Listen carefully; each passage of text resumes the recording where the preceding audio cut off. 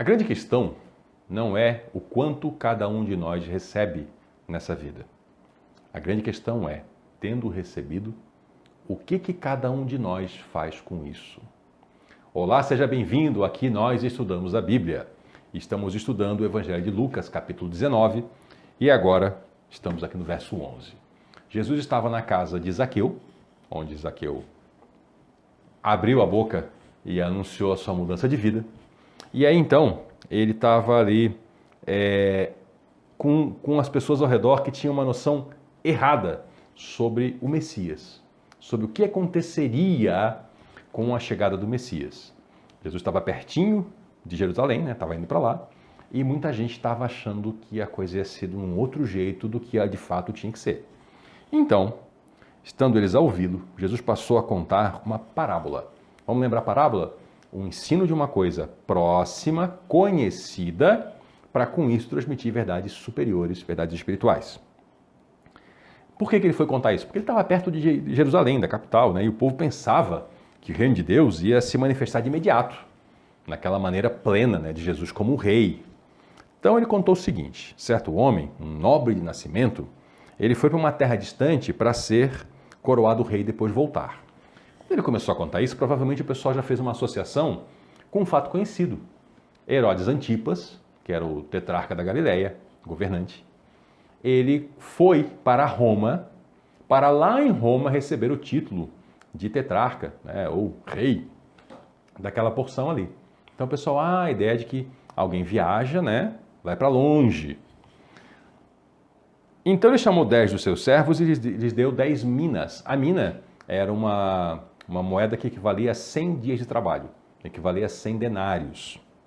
E disse ele: façam esse dinheiro render até a minha volta. Então aqui ele já está ensinando que o rei vai ser coroado, mas ele vai para um lugar distante para isso. Ou seja, Jesus morreu, ressuscitou, foi para junto do Pai, e aí ele vai voltar para reinar.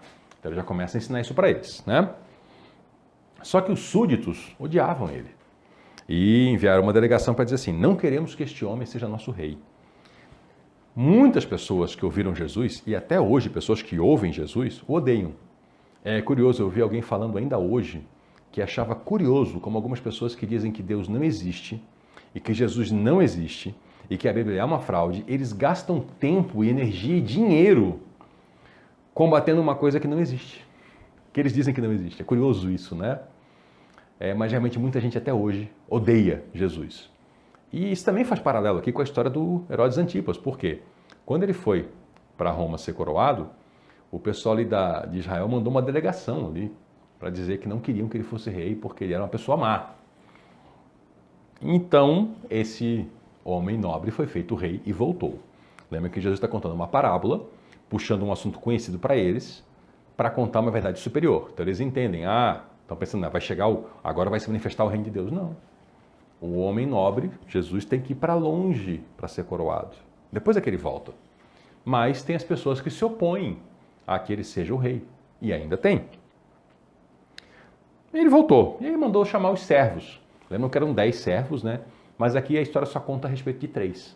Essa história é parecida com a história dos talentos, mas é outra história. Vamos lembrar que talentos também não era habilidade, tá? Talento era o nome que se dava a uma porção financeira. Talento significava 35 quilos de ouro. 35 quilos, na verdade, Podia ser de prata, podia ser de ouro. Então aqui é uma outra história, parecida, mas diferente. Então, mandou chamar o primeiro e para saber o que tinha feito, Falou: senhor, tá aqui, a tua mina rendeu outras 10. O cara fez render aquele dinheiro. Ele falou: olha, bom servo. Por ter sido confiável no pouco, ganhe agora poder sobre 10 cidades. Lembra que esse homem foi feito rei. Então ele agora nomeou um governante. Você vai governar sobre 10 cidades. Aí veio o outro e falou: senhor, tua mina rendeu 5. Falou: olha, servo bom. Também você encarregue-se de 5 cidades. Aí veio um outro e falou assim: senhor, tá aqui a tua mina. Mina, vamos lembrar que é uma moeda, tá? Eu conservei guardada num pedaço de pano. Tive medo, porque tu és um homem severo. Tiras o que não pusesse e colhes onde não semeaste. Interessante que o homem fala que o patrão é severo e ainda chama o patrão de um déspota, de alguém malvado. E o Senhor respondeu: eu vou julgar você pelas suas próprias palavras, servo mau. Você sabia que eu sou um homem severo e tiro o que não pus e colho não semeei? Então por que não pegou esse dinheiro e depositou no banco, entregou aos banqueiros para render juro? Para que quando eu voltasse receberia, porque a ordem foi essa. A ordem que eles receberam foi essa: façam o dinheiro render até que eu volte. E aí ele pegou, olhou para os outros e falou assim: tira essa moeda dele, tira essa mina dele e dá ao que tem 10. E aí o pessoal falou assim: mas senhor, já tem 10, só vai tirar do outro que não tem, só tem uma, vai perder, o outro vai ficar com 10? Fora que o homem ainda é governar das cidades, né? E ele respondeu: digo a vocês que a quem tem mais será dado, mas a quem não tem até o que tiver lhe será tirado. E aqueles inimigos meus que queriam que eu não fosse rei, tragam aqui e matem eles na minha frente. Se isso aqui é uma parábola para contar que o reino de Deus não ia se manifestar de imediato e ainda está para se manifestar em plenitude, claro que ele já começou com a chegada de Jesus, mas se isso aqui é uma parábola, vamos tentar trazer esses conteúdos para a gente, né? Vamos começar do final. Aqueles inimigos de Jesus que não querem que ele reine serão condenados. Veja que ele não está falando de pessoas que simplesmente têm uma atitude negativa, é pessoas que o odeiam. Então, existe sim condenação. Nós já discutimos isso aqui várias vezes, né? Tem gente que fala que não, que Deus é bonzinho, né? Essa palavra é engraçada, porque se usa como se Deus fosse assim, bobo, né? Deus é bonzinho, não vai julgar ninguém. Vai,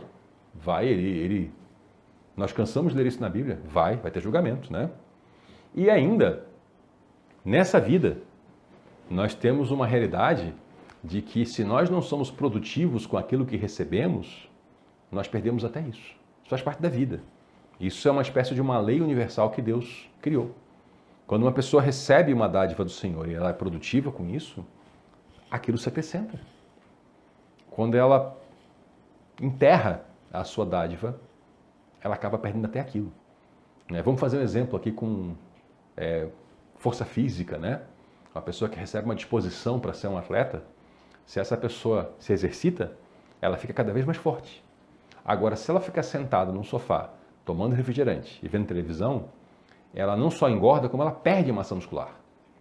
Então isso tem diversas aplicações na vida. O uso do dinheiro, quem faz o dinheiro render tem mais dinheiro e isso vai aumentando.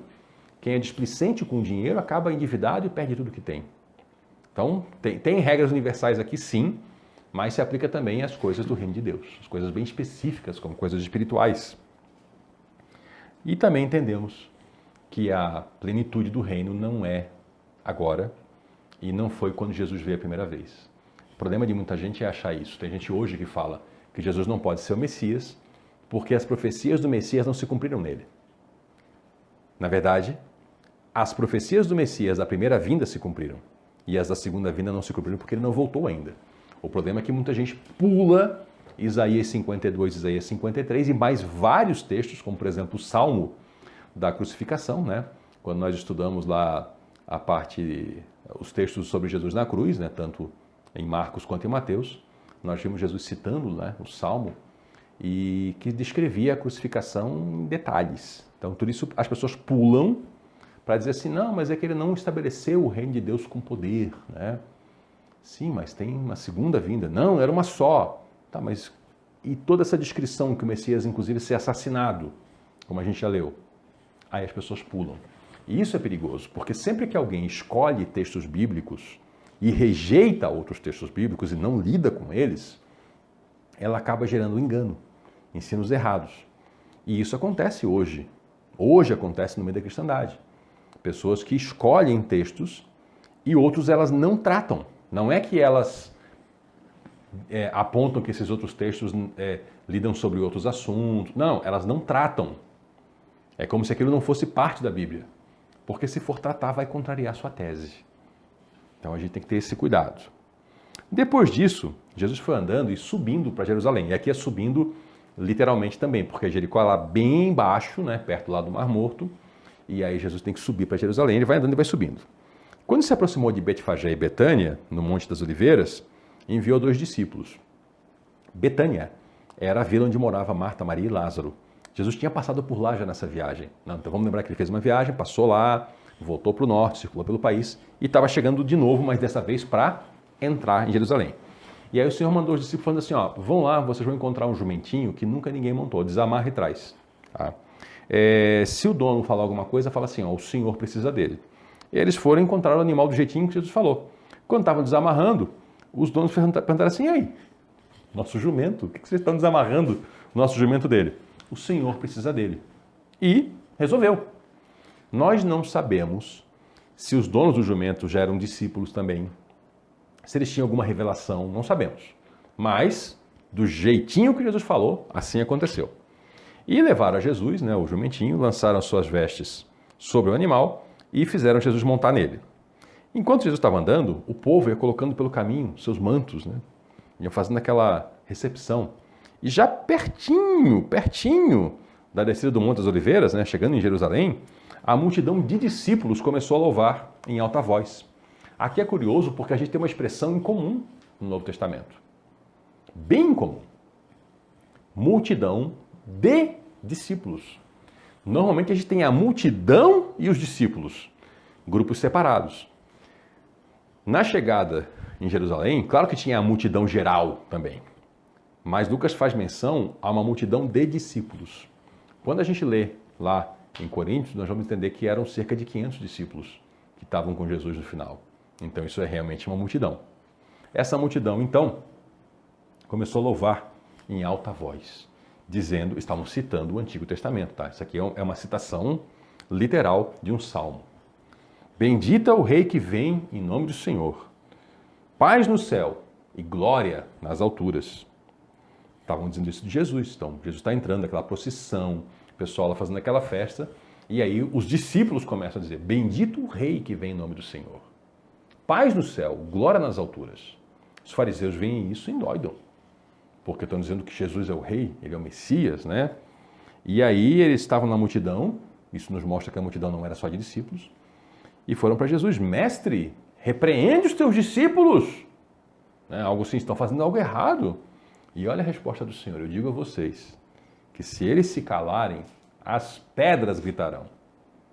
Porque era a entrada do Rei da Glória na Cidade Santa para concluir o seu ministério. Então, a coisa não tinha como ser calada, estava chegando o ápice do momento da história da salvação humana. A cruz, que Satanás tentou evitar a todo custo. Nós lemos as tentações de Jesus, nós lemos às vezes tentar assassinar Jesus, e ele nunca aceitou, porque ele tinha lugar para morrer, Jerusalém. Ele tinha dia certo para morrer, depois que ele concluísse todo o seu ministério. Ele tinha um jeito de morrer, na cruz, pendurado no madeiro. Ele tinha uma razão para morrer, pagar pelos nossos pecados. Então ele nunca aceitou quando tentaram matar ele, porque ele falou, a minha vida eu entrego e depois eu tomo de volta. E era isso que ele estava fazendo. Então não tinha como calar a voz daquele clamor, daquela exaltação toda para o Rei da Glória. Se os discípulos ficassem quietos, as pedras iam gritar. Iam gritar, bendito é o Rei que vem em nome do Senhor. Paz no céu e glória nas alturas. Muito obrigado por nos acompanhar até aqui. Volte na próxima para a gente continuar fazendo o que a gente sempre faz aqui, porque aqui nós estudamos a Bíblia. Até lá.